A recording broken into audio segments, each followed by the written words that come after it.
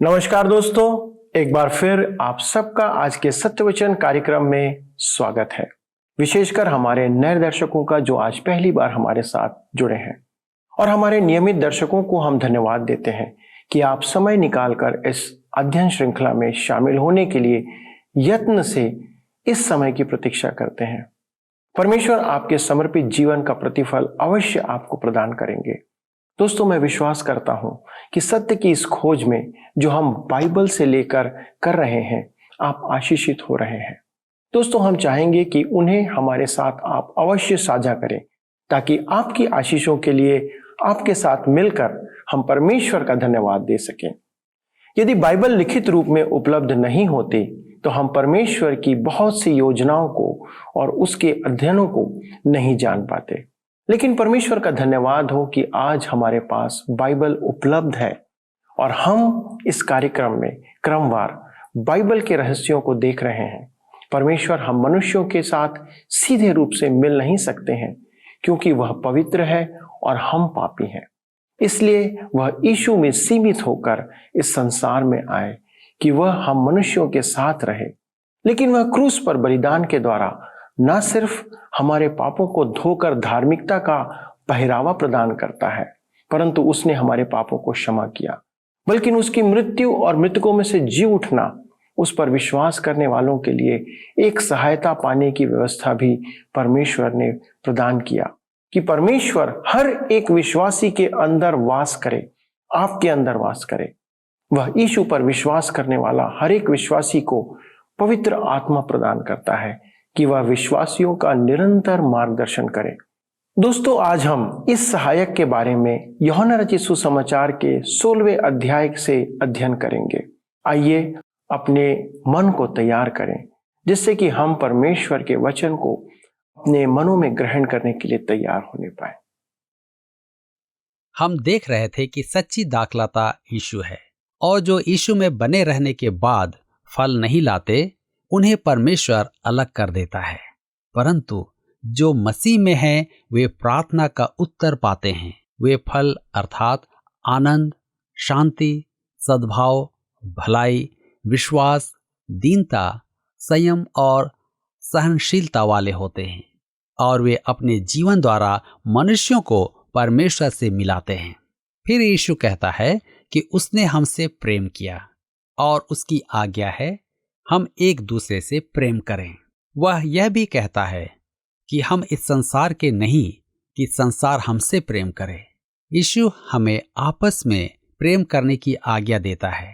यह हमारे लिए लज्जा की बात है कि यीशु को हमें आज्ञा देनी पड़े। वह हमें क्यों झिड़क रहा है? क्योंकि हम ऐसे सुंदर नहीं जैसे हम सोचते हैं कि हम हैं। हमें स्वर्गिक सहायता चाहिए कि हम एक दूसरे से प्रेम करें। उसने हमसे यह भी कहा हम उसमें बने रहें, जिसके कारण संसार हमसे घृणा करेगा। मित्रों, उसने अपने शिष्यों से यह भी कहा कि यदि वह नहीं आया होता तो वे पाप को नहीं जानते। उसके कहने का अर्थ यह नहीं था कि उनमें पाप नहीं था, परंतु यह कि उसके आगमन पर उसका अर्थात संसार के उद्धारकर्ता और महिमा के प्रभु का परित्याग उनके व्यक्तिगत पापों से कहीं अधिक बड़ा अपराध था। स्वर्ग में प्रतिफल की अलग अलग मात्रा ही नहीं, दंड की अलग अलग श्रेणी भी होगी। आज यदि कोई यीशु के बारे में सुने और उसे स्वीकार करे, तो वह यहूदा इस्करियोती की श्रेणी में है, जिसने यीशु के साथ विश्वासघात किया था। यीशु का इनकार सबसे बड़ा पाप है। यीशु इस अध्याय में उन्हें इसकी चेतावनी देता है। यीशु अपनी अनुपस्थिति में पवित्र आत्मा भेजेगा। अध्याय के आरंभ में यीशु संसार द्वारा घृणा किए जाने के विषय में ही कह रहा है। तो आइए हम आगे बढ़ते हुए पढ़ेंगे यूहन्ना रचित सुसमाचार 16 अध्याय उसके 1 पद। लिखा है, ये बातें मैंने तुमसे इसलिए कही कि तुम ठोकर ना खाओ। ये बातें कौन सी बातें? अध्याय 15 की बातें। आगे लिखा है यूहन्ना 16 अध्याय के 2 और 3 पद में, वे तुम्हें आराधनालयों में से निकाल देंगे, वरन वह समय आता है कि जो कोई तुम्हें मार डालेगा यह समझेगा कि मैं परमेश्वर की सेवा करता हूँ। ऐसा वे इसलिए करेंगे कि उन्होंने न पिता को जाना है और न मुझे जानते हैं। मेरे प्रियो, प्रभु यीशु नहीं चाहते थे कि शिष्यों के साथ दुर्व्यवहार किया जाए तो वे ठोकर खाएं। संस्थाओं के संस्थापकों और धर्म के प्रवर्तकों का यह गुण होता है कि वे अपने संस्थानों के भविष्य को महान महिमा से पूर्ण दिखाएं। संसार की तो यह रीति है कि कष्ट, कठिनाई और आत्मत्याग की अपेक्षा बड़े बड़े लाभ की बातें करें। निसंदेह अध्याय 14 में प्रभु ने कहा कि वह हमारे लिए जगह बनाने गया है और हमें अपने साथ ले जाएगा। परंतु उसने यह स्पष्ट कहा है कि इस संसार में रहते हुए हमें उसका अनुसरण करना है, अर्थात संसार के प्रलोभनों का त्याग करना है। उसने कहा कि लोमड़ियों के भट्ट चिड़ियों के घोंसले होते हैं, परंतु उसके पास सिर छिपाने का स्थान नहीं था। उसने यह भी कहा कि यदि हम उसके पीछे चलना चाहें तो हमें उसका क्रूस नहीं, अपना क्रूस उठाकर उसके पीछे चलना है। वह तो तुच्छ जाना गया और उसे मनुष्यों ने स्वीकार नहीं किया। यदि हम इस संसार में उसके साथ कष्ट उठाते हैं तो उसके साथ वहां राज्य भी करेंगे। वह एक दुखी मनुष्य था और शोक से वह अवगत था। उसने कह दिया था कि उसके अनुयायी इस संसार में तो रहेंगे, परंतु संसार उनसे घृणा करेगा। उसने अपने अनुयायियों को इस संसार का सुहाना स्वप्न नहीं दिखाया था, जैसा कि आज लोग दिखाते हैं। प्रचारक कलीसिया यीशु का स्वभाव रखने की अपेक्षा संसार में बड़ी बड़ी बातें करती है। वह संपूर्ण संसार को बदल देगी। 1900 वर्षों में तो यह काम कर नहीं पाई। वे अपने धर्म को चर्चित बनाती है और संसार को सुहाने स्वप्न दिखाती है।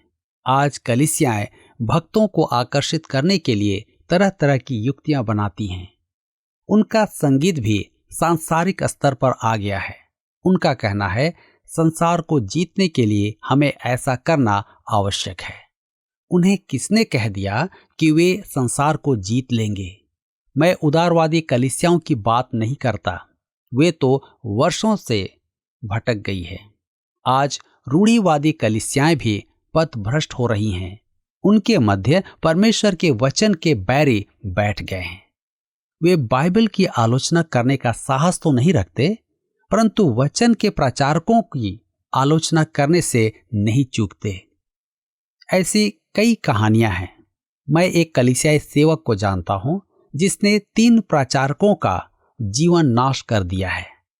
एक का स्वास्थ्य गिर गया, एक ने सेवा का त्याग किया और एक सेवानिवृत्त हो गया।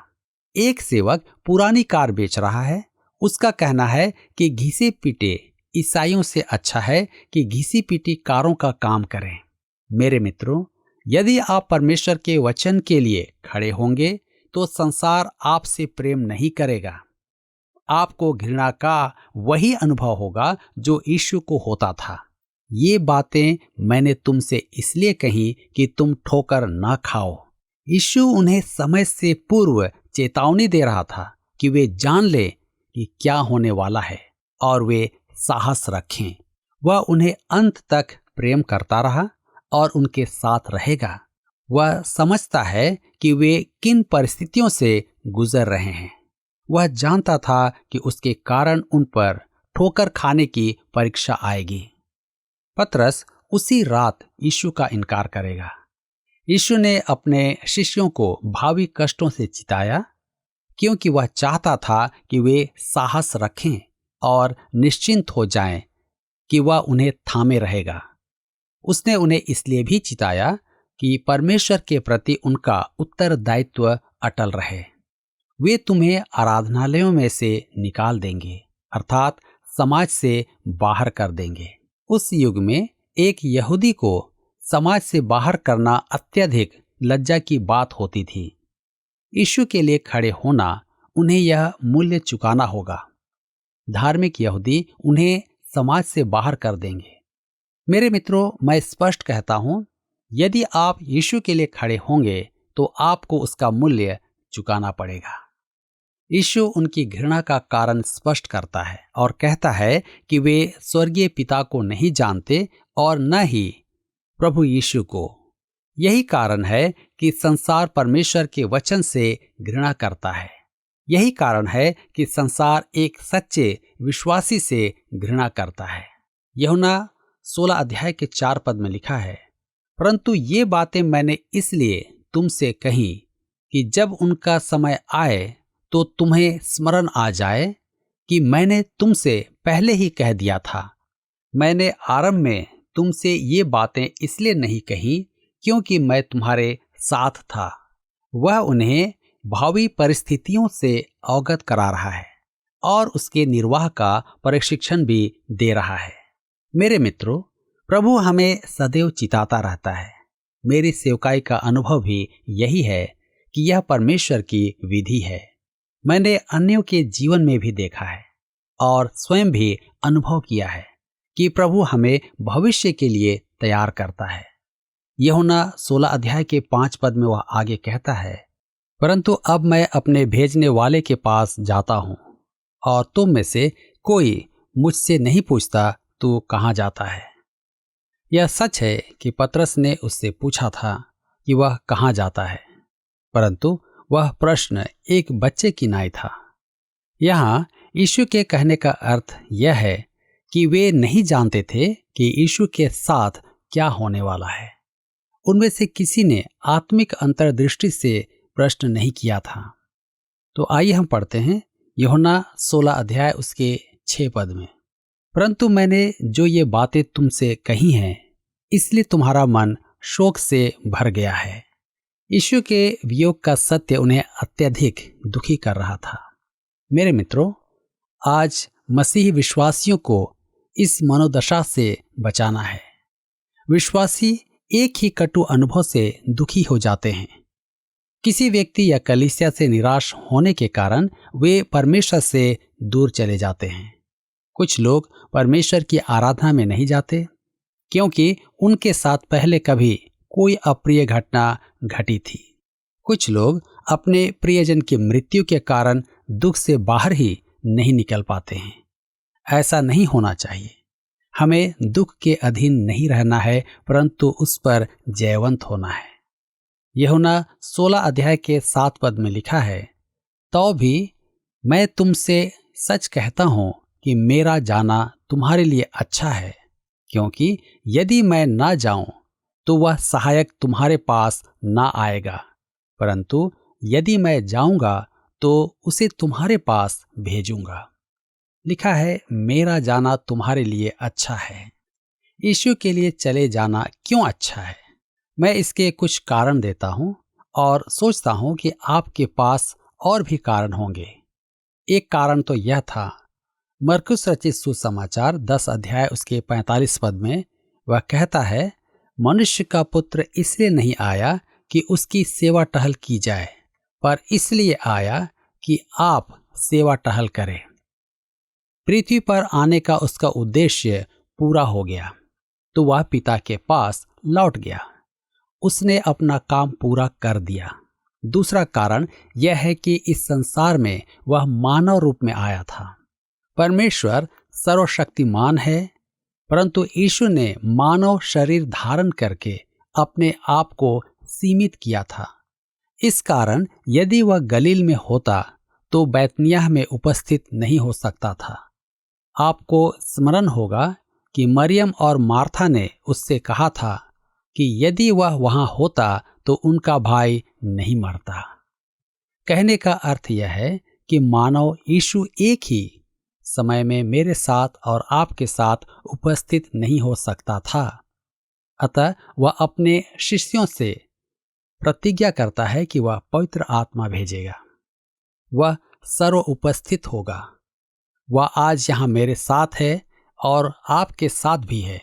यीशु ने कहा, यह अच्छा होगा। वह सहायक अर्थात पवित्र आत्मा भेजेगा जो आकर हम में अंतर्वास करेगा। पवित्र आत्मा जब आ जाएगा तब वह अनेक सेवाएं प्रदान करेगा। यूहन्ना रचित सुसमाचार 16 अध्याय उसके 8 से 11 पद में हम आगे पढ़ते हैं। वह आकर संसार को पाप और धार्मिकता और न्याय के विषय में निरुत्तर करेगा। पाप के विषय में इसलिए कि वे मुझ पर विश्वास नहीं करते, और धार्मिकता के विषय में इसलिए कि मैं पिता के पास जाता हूं और तुम मुझे फिर न देखोगे। न्याय के विषय में इसलिए कि संसार का सरदार दोषी ठहराया गया है। निरुत्तर के मूल यूनानी शब्द का अर्थ है दोषी ठहराना। यह एक वैधानिक शब्द है। न्यायालय में प्रमाण के साथ सिद्ध करना कि अपराधी दोषी है। पवित्र आत्मा हमारे मन में हमारे पाप का प्रमाण प्रस्तुत करके हमें पाप का बोध कराता है। विश्वास में प्रभु यीशु को ग्रहण करने से पूर्व हमारे मन में पाप का स्वीकरण होना आवश्यक है। आज पवित्र आत्मा संसार को 3 बातों का सप्रमाण बोध कराता है: पाप, धार्मिकता और न्याय का। यीशु ने स्पष्ट किया कि पाप में विश्वास न करना। आज सबसे बड़ा पापी कौन है? कोई हत्यारा? कोई नास्तिक? जी नहीं, सबसे बड़े पापी आप हो सकते हैं। आप निश्चय ही अप्रसन्न होकर कहेंगे, प्रचारक महोदय, आप मुझे पापी कैसे कह सकते हैं? मैं एक नियम पालक नागरिक हूं। यहां प्रश्न नियम पालन का नहीं, मसीह को ग्रहण करने का है। यदि आप उसमें विश्वास नहीं रखते तो आप नरक में जाएंगे। प्रभु यीशु का त्याग करने वाला परमेश्वर की दृष्टि में सबसे बड़ा पापी है। यूहन्ना रचित सुसमाचार 15 अध्याय उसके 22 पद में यीशु ने कहा, यदि मैं ना आता और उनसे बातें ना करता तो वे पापी न ठहरते, परंतु अब उन्हें उनके पाप के लिए कोई बहाना नहीं। जिसने यीशु का नाम सुन लिया है उसे कोई न कोई निर्णय लेना ही होगा। मसीह यीशु का इनकार पाप है। दूसरा, वह संसार को धार्मिकता का बोध कराएगा। रोमियो के पत्री 4 अध्याय उसके 25 पद में प्रभु यीशु को हमारे कारण मृत्यु दंड मिला, परंतु वह हमारी धार्मिकता के लिए मृतकों में से जी उठा। पापों की क्षमा ही पर्याप्त नहीं है। परमेश्वर के समक्ष आने में धार्मिकता आवश्यक है।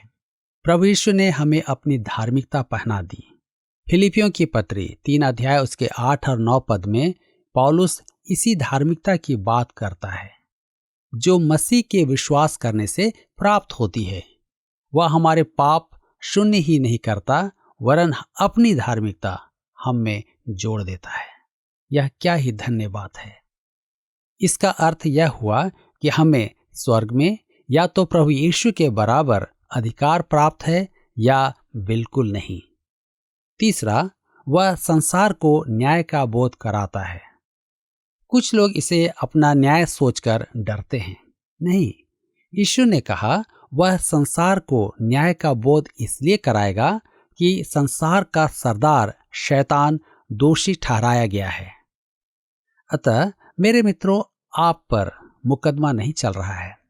परमेश्वर ने तो आपका न्याय कर दिया है। आप पापी हैं। पौलुस रोमियो की पत्री 6 अध्याय उसके 23 पद में कहता है, पाप की मजदूरी मृत्यु है, परंतु परमेश्वर का वरदान हमारे प्रभु यीशु मसीह में अनंत जीवन है। यही परमेश्वर का न्याय है। मनुष्य को परमेश्वर के न्याय के बारे में सुनना अच्छा नहीं लगता है। फेलिक्स न्याय की बात सुनकर पौलुस पर क्रुद्ध हो गया था। उन्हें परमेश्वर द्वारा जगत की व्यवस्था करना पसंद नहीं। उन्हें यह सुनना अच्छा नहीं लगता कि परमेश्वर पापियों को अनुग्रह द्वारा नरक से बचा लेता है। हम यूहन्ना रचित सुसमाचार 16 अध्याय उसके 12 से 14 पद में आगे पढ़ते हैं। लिखा है, मुझे तुमसे और भी बहुत सी बातें कहनी हैं, परंतु अभी तुम उन्हें सह नहीं सकते। परंतु जब वह अर्थात सत्य का आत्मा आएगा तो तुम्हें सब सत्य का मार्ग बताएगा, क्योंकि वह अपनी ओर से न कहेगा, परंतु जो कुछ सुनेगा वही कहेगा और आने वाली बातें तुम्हें बताएगा। वह मेरी महिमा करेगा, क्योंकि वह मेरी बातों में से लेकर तुम्हें बताएगा। हमें अनुग्रह और परमेश्वर के ज्ञान में बढ़ना है। कैसे? बाइबल पढ़ना ही पर्याप्त नहीं है। पवित्र आत्मा हमारा शिक्षक होगा। वह हमें संपूर्ण सत्य में ले चलेगा। वह प्रेरितों को सत्य के मार्ग में लेकर चला था, जिसका प्रमाण बाइबल की पत्रियां हैं। पवित्र आत्मा का कार्य है कि वह प्रभु यीशु की शिक्षाओं को अंतर्ग्रहण करवाए। पत्रियां मसीह यीशु की महिमा का वर्णन करती हैं और उसे कलीसिया का सिर कहती हैं।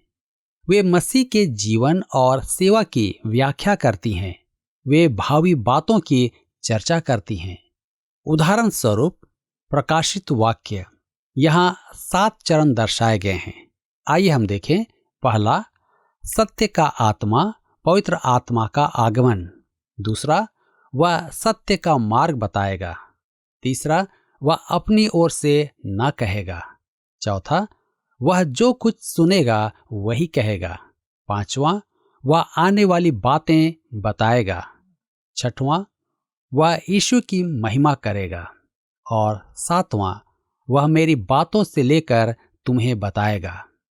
इन चरणों के द्वारा हम अपने सुनने और पढ़ने को परख सकते हैं। बाइबल के इस अध्याय में आपको प्रभु यीशु की झलक दिखाई देती है। तो वह क्या है? वह पवित्र आत्मा का काम है, यीशु की महिमा। दोस्तों, कई बार यीशु की क्रूस पर मृत्यु उसके भले कार्यों को देखकर स्वीकार किया जाए ऐसा नहीं लगता। उसके साथ साथ रहे चेलों के लिए तो यह समझना अति कठिन था, लेकिन यीशु आगे होने वाली इन बातों को उन पर पहले ही से प्रकट करते हैं, ताकि जब उन बातों को वे याद करें जो यीशु ने उन्हें बताया था, तो उनका विश्वास यीशु पर और अधिक दृढ़ हो और मृत्यु की सच्चाई को स्वीकार व सहन कर सकें और व्यापक रूप से पवित्र आत्मा की सामर्थ्य को पाकर शांति पाएं। यीशु का इस संसार में आने का उद्देश्य मृत्यु था, यद्यपि उसने पाप नहीं किया था, जबकि पाप की मजदूरी मृत्यु है। बाइबल ऐसा बताती है। और उसे पाप की मजदूरी मिली। किसके पापों की? किसके पाप की मजदूरी यीशु को मिली? दोस्तों, हमारे पापों की, मेरे और आपके पापों की मजदूरी यीशु को मिली। यदि आप समझते हैं कि आप पापी हैं, तो आप उससे आज माफी मांग सकते हैं, क्योंकि उसने हम सब के पापों का दंड अपने ऊपर ले लिया, उसे उठा लिया। इसलिए वही हमें क्षमा कर सकता है। दोस्तों, यीशु पर विश्वास करने का अर्थ यही है। हमारे पापों को वह मिटाकर अपनी धार्मिकता हमें प्रदान करता है और पवित्र आत्मा की सेवा भी हमें प्रदान करता है। यह परमेश्वर का सत्य वचन है जो इस बाइबल में हमें मिलता है। परमेश्वर आपको इस अनुपम उपहार को ग्रहण करने में मदद कर सकता है, यदि आप उसके पास आ जाते हैं। आइए हम मिलकर प्रार्थना करें ताकि हम प्रभु यीशु मसीह से अपने पापों की क्षमा आज प्राप्त कर सके। हमारे जीवित सामर्थ्य पिता, हम धन्यवाद देते हैं कि आज इन वचनों के द्वारा आपने हमारे हृदयों में बातें की, हमारे दर्शकों से आपने बातें किया। और पिता परमेश्वर, यदि ऐसे कुछ लोग हैं जिन्होंने आज अपने पापों को आपके सामने स्वीकार किया है, जो आपके द्वारा से आज अनंत जीवन प्राप्त करना चाहते हैं, पिता हमारी प्रार्थना है कि हमारे इन प्रिय दर्शकों के लिए प्रभु आज आप उन्हें ग्रहण करने का कार्य करें, आप उनके पापों को क्षमा करें। प्रभु, आपने हर एक मनुष्य को ग्रहण किया जो आपके पास आया। इसी रीति से प्रभु हमारे दर्शकों के लिए भी प्रार्थना करते हैं। हमारी विनती है पिता कि आप सहायता करें कि हमारे सभी दर्शक आपके सन्मुख, आपके पवित्रता में जीवन व्यतीत करते हुए अपने जीवन को आपके सन्मुख व्यतीत करने पाए। सारी बातों के लिए धन्यवाद देते हैं। हमारे एक एक दर्शक को आपके पवित्र और सुरक्षित हाथों में रखते हुए इस विनती को प्रभु यीशु क्रिस्ट के नाम से मांगते हैं। आमीन।